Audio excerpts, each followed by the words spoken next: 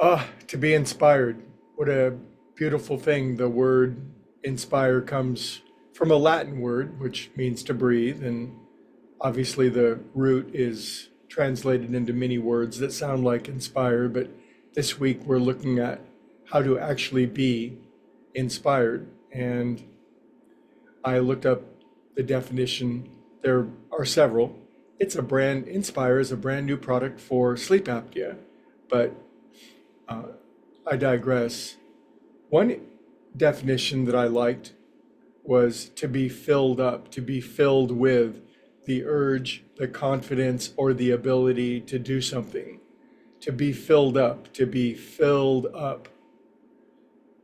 Not to be empty, but to be filled up. And with what? With motivation, urge, confidence, and ability. What a wonderful feeling that is. It would seem to me as though if we were operating from a state of inspiration, that would be such a wonderful feeling. We would be filled up with glorious feelings. And so let's head in that direction. How shall we do it? Well, one of the great, there are so many great prayers in the world. And one of the greatest, I think, is also perhaps oftentimes for many the most difficult, challenging, or controversial. And you might be familiar with it. It's the third step prayer in the recovery movement. And it's part of the 12 steps, and it's positioned, well, number three, right? It's not number one. If they made me turn my life and my will over to the care of God when I first staggered in to that particular spiritual program, I would have turned right around and walked out. But there is something about steps one and two, where step one is things have gone really wrong and life is unmanageable. That's a polite word for you've turned your life into a flaming dumpster fire, so to speak. And then step two is, well, we began to believe in something that could, quote unquote, get us out of that mess, whatever that is, typically a higher power. That's fine and dandy for many. It's like, yeah, things are pretty bad. I kind of believe something could help me out. But man, you want me to turn my life and my will over to the care of God? I thought you said this wasn't a religious program. I remember coming in and old timers would say, this isn't a religious program, it's a spiritual program. And then they want you to do step three, or they invite you to do step three. Nothing is forced upon us, but it's a suggestion. And the suggestion literally says to turn your life and your will over to the care of God. Now, of course, parenthetically added or italicized added is God of our own understanding, but still, be that as it may, I can't imagine a more religious sounding injunction or requirement than turn your life and will over to the care of God. And I didn't like that idea. And many don't, because there's just something about, you want me to give up the control and the management of my own life. And of course, the mentor or the mantra says, yes, we would like for you to do that because clearly the way that you're running it is not working so well. So oftentimes the newbie, so to speak, will wrestle with this, but they're encouraged. And this is what I'm going to get at today, that when the prayer says, I offer myself to build with me and to do with me as thou wilt, please relieve me of the bondage of self. It is the greatest invitation, or it's tied for first with all invitations, to let God once and for all and forevermore to fill us up with fresh new inspiration and guidance every single day.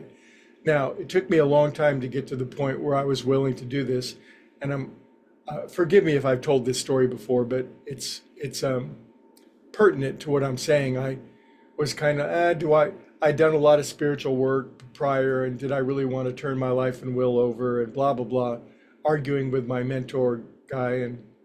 And finally, I just looked at him and I said, what happens if it's God's will that he should send me to Africa to feed starving babies? And my sponsor, mentor guy, looked at me with askance and slightly bemused, but also stern and bemused at the same time. And he said to me, why would he send you? And, it was kind of like, it was really one of those turning points, because I had been equating God's will or being filled with God with really a form of penitent torture. In other words, yeah, I'll do it, but I certainly won't have any more fun ever again, and I'll be forced into doing something that's mostly unpleasant, and there certainly won't be any more fun or joy in my life as if I had been really roiling in fun and joy prior to that.